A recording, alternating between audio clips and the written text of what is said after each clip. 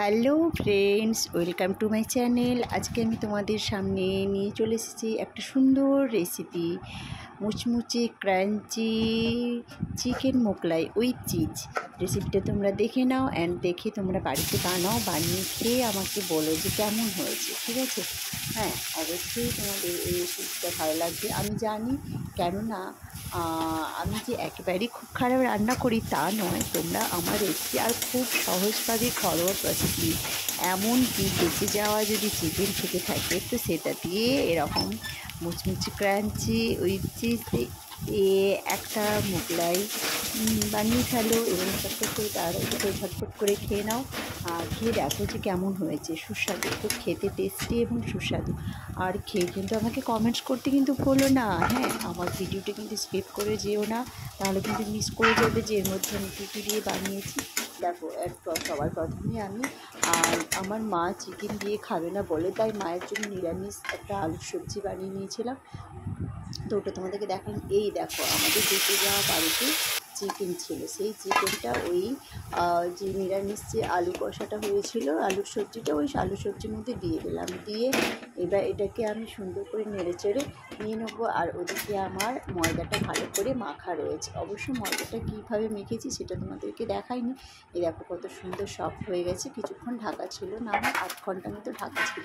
আর হ্যাঁ, ময়দাটা মেখেছিলাম, এর মধ্যে দিয়েছিলাম সামান্য একটু সোডা, খাওয়ার সোডা, আর দিয়েছিলাম একটুখানি চিনি, আর দিয়েছিলাম এর মধ্যে রিফাইন একটুখানি তেল দিয়ে মেখে ভালো করে রেখে দিয়েছিলাম। এই দেখো ছোটো ছোটো করে লিচি কেটে নিয়েছি ঠিক এরকম সাইজে।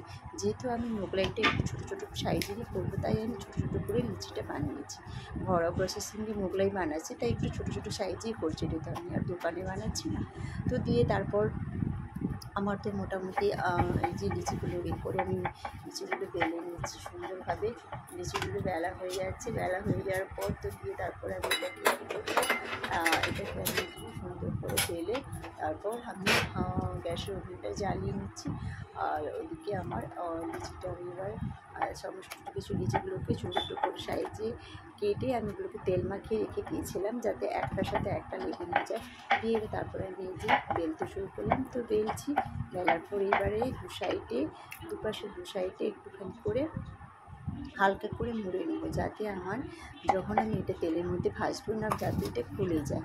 দুটো সাইড ভালো করে মুড়ে দিলাম। মুড়ে নেওয়ার পর এই যে পুরটা এই যে পুরের আগে তার আগে দিয়ে দিচ্ছি বিস্কিটসের গুঁড়ো দিয়ে দিলাম, কেন এটা দিলে একটু মুচমুচে টেস্টি টাইপ হবে, তো তাই সেজন্য এটা দিয়ে দিলাম। দিয়ে তারপরে যে আলুর পুরটা দিয়ে দিচ্ছি। প্রথমেই তোমাদেরকে যেটা দেখাচ্ছি এটা হয়তো তোমরা দেখে মানে এটা মায়ের জন্য বানানো হচ্ছে।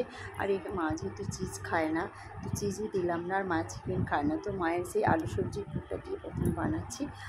তো ওই দম দেওয়া হয়ে গেল। দিয়ে এবার আমি তেলটা ওদিকে গরম হয়ে আসছে, তো এবার আমি এটাকে ভালো করে বানিয়ে তো পাট করে দিলাম। পাট করে চার সাইডটা ভালো করে হাত দিয়ে চিপে ওটাকে ভালো করে করে নিলাম যাতে ওটা না খুলে যায়। তো দিয়ে এবার তেলটা গরম হয়ে গেলে এবার গরম তেলের মধ্যে এবার আমি এটাকে দিয়ে দেবো। তো তেলটা আমার অলরেডি প্রায় গরম হয়ে এসছে। এবার দেখো এটাকে সুন্দর করে এই যে গরম তেলের মধ্যে ছেড়ে দিলাম।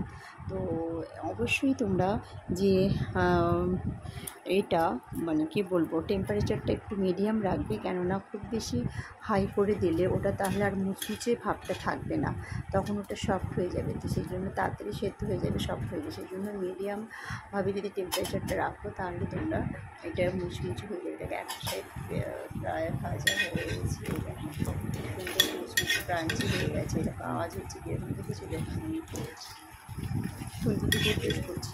তো দিয়ে এবার তারপর এটাকে সুন্দরভাবে ভেজে নিচ্ছি। এইভাবে সুন্দরভাবে বানিয়ে ফেলো। হ্যাঁ, এবার আমাদের যখন চিকেনের যেগুলো হবে তো সেগুলোতে একটুখানি স্পেশাল কিছু ছিল, সেটার মধ্যে দিয়েছিলাম। তোমাদেরকে বলেছিলাম যে আমাদের চিকেন দিয়ে বানানো যেটা মোগলাই, তার মধ্যে আমি স্প্রিং করেছিলাম একটা অ্যাড করেছিলাম যে চিজটাকে প্রথমেই এই যে ভালো করে এই যে ভালো করে এটাকে করে নিয়েছিলাম, গ্রাইন্ডার করে নিয়েছিলাম, দিয়ে তারপরে সেটাকে এই যে দিয়ে দিচ্ছি পরিমাণ মতো। তোমরা যে যতটা পরিমাণে চিজ খেতে ভালোবাসো সেই ততটা পরিমাণেই দেবে, যেহেতু আমরা একটু হালকা চিজ খাই তো হালকা পরিমাণেই দিলাম।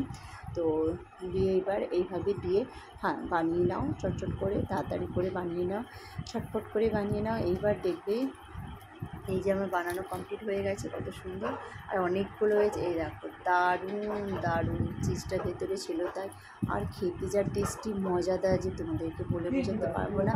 তো প্রথমেই আমি রান্না করে নিজেই টেস্ট করে নিয়েছিলাম, তারপরে দেখো সবাই মিলে একসাথে বসে গেছি।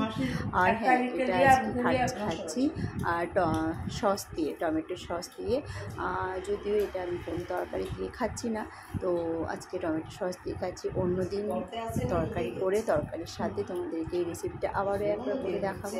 তো চলো তোমরা এইভাবে বানিয়ে খেয়ে নাও, আর খেয়ে দেখে বলো যে আমার প্রসিডিওরে বানানো এই চিকেন উইথ চিজ দিয়ে মোগলাইটা কেমন হয়েছে। চলো আজকে এইটুকুই, টাটা, রাখলাম। আবার দেখা হবে পরের রেসিপি নিয়ে।